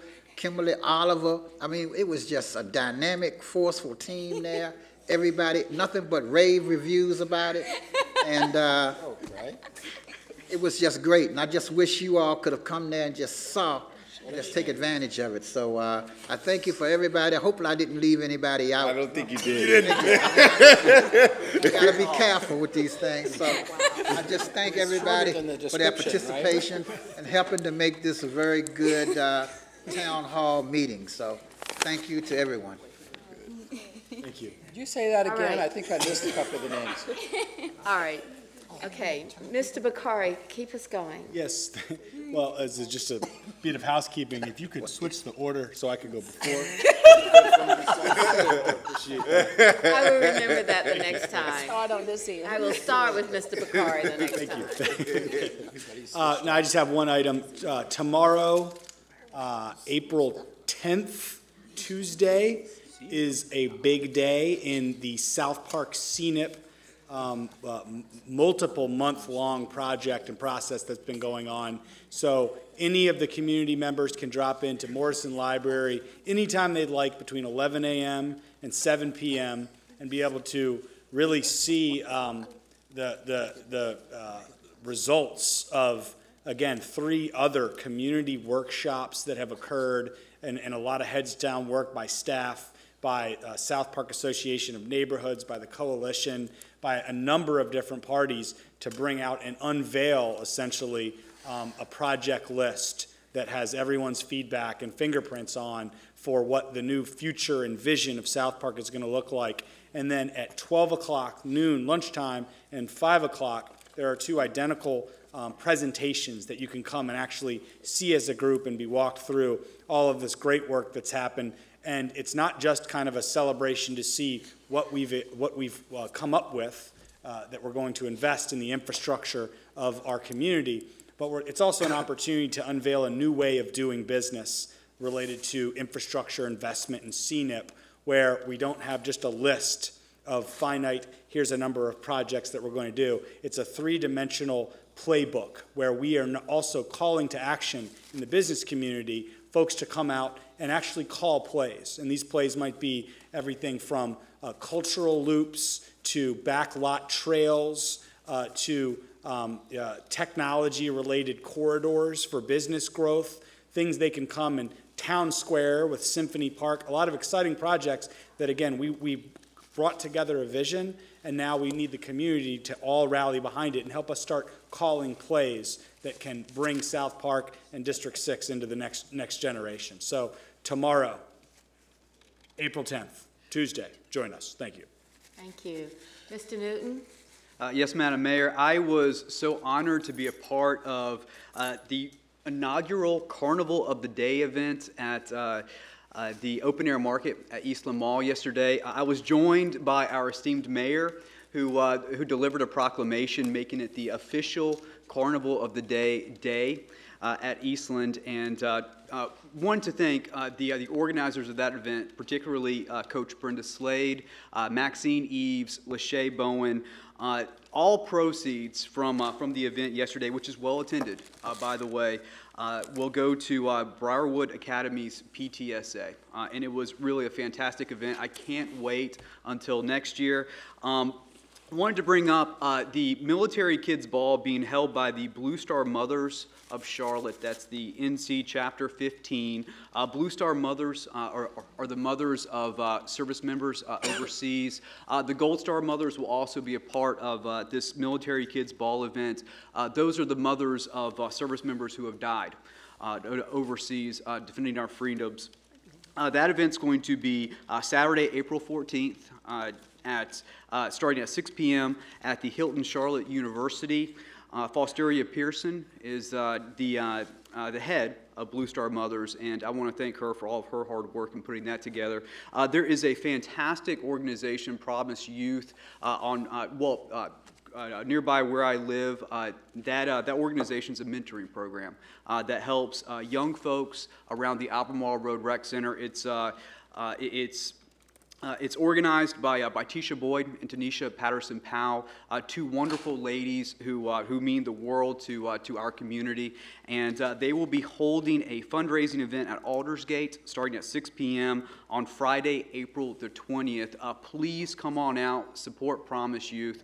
It's a fantastic organization ensuring that we have social capital and upward mobility on the Albemarle Road corridor. And finally, Smart Start. I'm a board member of the organization that provides reading opportunities, free literature, quite frankly, for young folks between birth age out to 5 years old. They will be holding an event, the Opportunity for Influence Breakfast, on Wednesday, April 11th, this Wednesday between 8:30 a.m. and 9:30 a.m. at Quail Hollow Country Club. I hope to see you there. Thank you, Madam Mayor. Thank you, Council. Thank you, Mr. Newton. Mr. Eggleston? Yes, ma'am. Thank you, Madam Mayor. I'll second Councilmember Newton's praise of the Briarwood Community Festival yesterday. I stopped by there later in the afternoon, and they had a great event going on, so thank you to them for putting that on. I want to thank the Young Democrats of North Carolina for choosing Charlotte to host their state annual convention this past weekend. Congratulate all the new officers that were elected at that convention, specifically the new president and Evangelista. I know she will do great work, and they will, and so thank you for choosing Charlotte for your convention. And finally, since we're talking town halls, I won't name every single person that's going to be there, but we are ironing out the details of my first town hall to be on Saturday, May 19th, from noon to 2 at the Midwood International Cultural Center. We'll be exploring Charlotte's history and how we can do a better job of historic preservation in this community. So more details to come. Hope to see you there. Thank you, Madam Mayor. Dr. Harlow? Thank you. Just want to give a few shout outs of a weekend full of events this past weekend. First was the West End Nature Day. I want to thank our Environment Committee Chair, Ms. Ashmira, for coming out to the west side and supporting the Community Alliance for Wildlife, in addition to some other community advocacy environmental groups.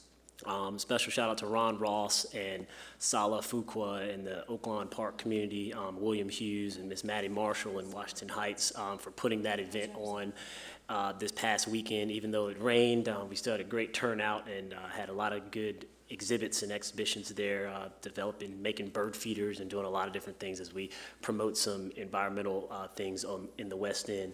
Also, congratulations to Johnson C. Smith. They had a big weekend celebrating their 151st anniversary. Had the pleasure of taking part in a lot of their events, including their Arch of Triumph Gala. Thank you to council members Mayfield, Ajmira, and Eggleston for being present and helping us represent the city to support a great institution on Charlotte's West Side. Congratulations to our mayor for being honored for one of their Arc of Triumph awards in the national category. And she spoke about how while Charlotte celebrates 250 years, we wouldn't, part of that impact has certainly been seen with Johnson C. Smith's 151 years. I had an opportunity to speak at the Urban League's Spring 2018 graduation last week and then celebrate their 60 graduates receiving certificates in various programs like HVAC, Microsoft Office, HR, highway construction. Great program that they have going over there. We have a lot of people in our community who are looking for new training and new development. The Urban League puts on a great program, so kudos to Teddy McDaniel and John Hamm and the whole Urban League team. With that. So one last thing, and this is for council and looking for your support as we move forward in budget processings, is I've spoken with the manager and our deputy managers. We heard a lot about housing today. We continue to discuss our own priorities around displacement, our own priorities around, what are we going to do? These are our priorities, so we certainly need to, I always believe that if you look where people spend their money, that's where their priorities are. And so as we get closer and closer to having these budget dialogues, we'll continue to have the trust fund conversation, I'm sure. That deals a lot with our renters. I don't want us to forget about our senior citizens and our homeowners as well, and what that displacement looks like. You all know I've been discussing some ideas around displacement assistance, especially for senior citizens who want to age in place. And so if we can find some space in that budget, in this budget, for some aging in place and getting creative with some housing solutions, we look forward to that, and I would hope that this council can support that in addition to our trust fund commitments and other things around NOAA. Thank you. Mr. Driggs. Thank you, Mayor. On Saturday morning, Councilmember Eggleston and I attended a ceremony at the 145th Airlift Wing of the North Carolina Air National Guard to, for one, celebrate the arrival of 2 new aircraft there, the first 2 of 8 C-17 cargo planes that have been deployed there, making that unit one of only 5 in the country to have such aircraft. We had an opportunity to tour the plane. It was magnificent, cavernous inside. We both took a turn at the controls. They wouldn't let us fly it, though. We didn't get clearance for takeoff. That was unfortunate. For anyway, I'd like to congratulate the 145th Airlift Wing on their 70th anniversary and the receipt of these planes, and to thank them for their participation in our national defense and also for their great partnership with our Charlotte Douglas Airport. Second thing I wanted to say is I was honored to be invited to actually read some proclamations at the Bows and Bow Ties event referred to by Councilmember Newton. I look forward to being there on Saturday night. And the third thing quickly is the Ballantine Breakfast Club will have an event this coming Saturday at 9 o'clock in the morning at the Ballantine Hotel to talk about planning and development. So our planning director, Taiwo Jayebo, will be there, and also Bo Memory, who heads the North Carolina Turnpike Authority, and will be talking about the 485 expansion that's taking place in my district. Thank you. Mr. Winston. Thank you. 2 things. One is real quick. If anybody is watching out there, just a reminder that we are in election season. We do have a primary coming up for state representatives, state legislator, county commission, sheriff, district attorney, U.S. Congress, and in order to participate in this primary election, you have to be registered to vote by this Friday. This Friday, would that be April 13th? 13th. So make sure that if you're out there, and it's very important that everybody participate in our civic processes, most simply and basic, the voting process. So make sure you're registered to vote. Secondly, just something I wanted to bring up. I've been doing a lot of thinking about this lately with things that have been going on around the country surrounding police shootings of people, and it reminds me of where we've come from We've had conversations amongst each other, amongst our colleagues, about the work that we still need to do internally in terms of dealing with crisis situations like we faced in September 2016 after we experienced our own police-involved shooting. And I'm very concerned just because, you know, what happened in 2016, it didn't happen in a vacuum. It happened amongst a climate, a national climate where you can feel the pressure rising. And maybe I've been thinking about it a lot. Maybe it's because I'm biased to my personal experiences, but I feel like the pressure is building around the nation right now. And I'm concerned that here in Charlotte, we have not done enough to deal with the skeletons that are in our closet from the past. Like I said, we've talked amongst each other about what we do in a crisis situation, but really it gets down to how do you deal with even before that. There's very legitimate questions and concerns that people have with police policy, with the need to exact lethal force under certain threats. We know that most, if not all, of these shoots are going to be justified. They're going to be protected by law. But we know, and I don't think any of us around this dais will say disagree, that these shoots are not good for our community. We haven't dealt with any serious policy work as comes to the use of deadly force. And those were concerns that our community brought up to this dais very loudly and very clearly, I being one of those people. So I would implore us to continue to have conversations. I would you know, ask the manager to, what can we do to kind of change the paradigm that we continue to exist in? How do we be responsive to the voices of our community while still making good policy that makes sense for our police officers to do their jobs? I had the privilege of attending the graduation ceremony of the 178th Police Academy class this past Friday. And there was a lot of celebrating. We have a lot of good men and women who want to do the work to serve this community. But as the chief said, their job will not always be easy. They will face a lot of criticism. And like you said, some rightfully so. We cannot continue to pump officers out on the streets without reckoning with the way we do the things that we do. We have not done, I'll just say it again one last time, I don't think we've done enough to change the culture of policing here in Charlotte, North Carolina, or the United States in general. And I want to continue to try to be a city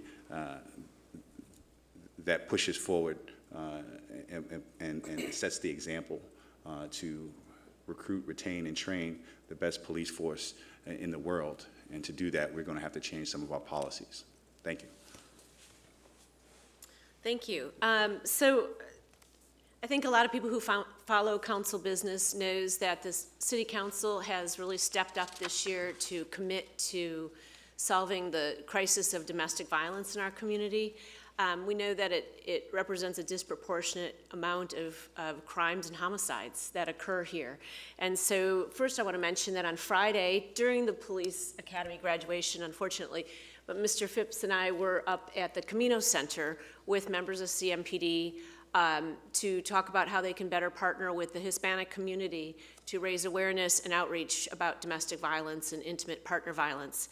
And with that, and because this is such an emphasis for us, I just want to mention and highlight some real heroes in CMPD and some great work that they did. 2 weeks ago, there was a young woman who her family reported missing. And immediately, CMPD dispatched Sergeant Steve Winterhalter, Detective Shayna Eisenhower, Detective Chris Lyon, Detective Brian Oberman, Detective Brandon Sinnott, Detective Luke Pedden, and Detective Rich Jones, who are all part of the homicide unit as part of the Violent Crimes Division. They took this very seriously. They acted fast and very proactively. Fortunately, the family was able to get into this woman's Facebook account, and they were, or social media accounts, and they were able to, all they knew is that she was with a man that she had dated that went by the name of Jay, the initial J, but they were able to piece it together who they thought this individual would be that they'd want to question. They went out to his house, they found where he lived, he answered the door, and they called out this woman's name, and they heard her moaning in the back room. And they burst in immediately, and they rescued a woman who was moments from death. This was an unbelievable act of heroism on the part of our CMPD officers, and I just think it really is worth highlighting, because we do hear a lot about the state of policing in America, and so it's important also to talk about when they do things well. And that's a family who didn't have to suffer another tragedy of domestic violence death. So I wanted to mention that. Their great work, thank you. And then now I've got two announcements also along the lines of community safety. Many people have heard about Cops and Barbers, which is a local initiative that has partnered barbers in the community with CMPD officers. They get to know each other, they build relationships, which therefore builds trust, so that when officers graduate from cadet school and barbers graduate from barber school, they have a relationship in the community that they can each depend on. Sean Corbett is the founder of Cops and Barbers, one of the founders, and you may know him. He was, along with Chief Putney, 2015 Charlotte Teens of the Year. And on May 2nd, Sean and the Cops and Barbers organization will be hosting the inaugural Game Changer Awards, May 2nd from 6 to 8 p.m. at the Beckler Museum of Modern Art. They will be honoring none other than our Mayor Vi Lyles, our Police Chief Putney, and our former Police Chief Rodney Monroe. If you're interested in attending, it is a fundraiser to raise money to send young people to barber school, but it's not just, you don't have to attend as a fundraiser. You can attend because you'd love to get to know more about Cops and Barbers. So you can RSVP or get more information on Game Changer Awards, CB, as in Cops Barbers, .eventbrite.com. So I hope you'll check that out. And then lastly, I want to mention, I sit on the board of the Relatives, which is the primary organization in town, not the only, but the primary that houses and assists young people who are runaways, who are at risk, who are homeless, and for whatever reason need shelter or assistance. And they are one of the beneficiaries of this year's Charlotte Wine and Food Festival. The dates for that are April 18th through the 21st, with restaurant dinners on April 18th and a grand tasting on the 19th, and a gala at the the Mint Museum on Saturday, April 20th. So if you want to attend this, it's really a fun event every year, but it also, amongst other organizations, will benefit the Relatives this year. And if you'd like to go, please go to charlottewineandfood.org. Thank you. Thank you. I'd just like to add a few things to the conversation before we conclude this meeting tonight. I want to say thanks to UNC Charlotte, the Women and Girls Research Alliance that allowed me to go out and recognize young women, and for many of the successes that they've been doing, all the way from fundraising to dealing with issues around safety for girls, and they were just extraordinary young women. I also want to say thanks to Eva Crawford, as a member of Art Charlotte and Movement Day. They had lunch with me and explained their willingness to work with us on our policies and our priorities, and they had an original piece of art done by Eva Crawford, and I'm glad to share that with anyone that may want to see it. And then I do want to say thank you to Clay and Denise Armbrister, who have joined our community. Clay is president of the Johnson C. Smith University, and I really appreciate the recognition that they gave me on Saturday night. I'd also like to do one operational item. In the past, we've had council members working with various members of the staff to submit ideas for the budget. And we've done that on an individual basis, like I want this program, or what about this idea? And I'm going to just ask the manager to put that all in one document so that every council member will be able to see what individually we're thinking about, and then so that we'll be able to share that information, and I think will be helpful to our overall budget process. And then the final thing is on Thursday at 7 a.m., I know many of you would like to do this, at 7 a.m., please join me at Friendship Missionary Baptist Church for a conversation with former Secretary of Transportation Anthony Fox, our former mayor, to talk about the work that's being done in his perspective on housing and affordable housing, and this is to benefit the shelter, My Sister's Place at Friendship Missionary Baptist Church, 7 a.m. on this Thursday. And then my final thing is a congratulations. I received a letter in the mail, and I'm going to read this. It is my pleasure to announce that Dimple Tangent Asmira, an at-large representative for the City of Charlotte, was selected as the 2018 Alumni of the Year honoree from her alma mater, Chaffey College. Alumni are recognized for their service to the community, for being an outstanding citizen, and for serving as an excellent representative of the quality of education provided. So I want to say congratulations. I know that you'll be traveling to the ceremony. I wish we could go to Ontario, California. I bet it's beautiful this time of year. So, but take with you all of our congratulations and best wishes for that recognition. Congratulations. And so with that, move to close. All in favor? Aye. Aye. Thank you very much, everyone.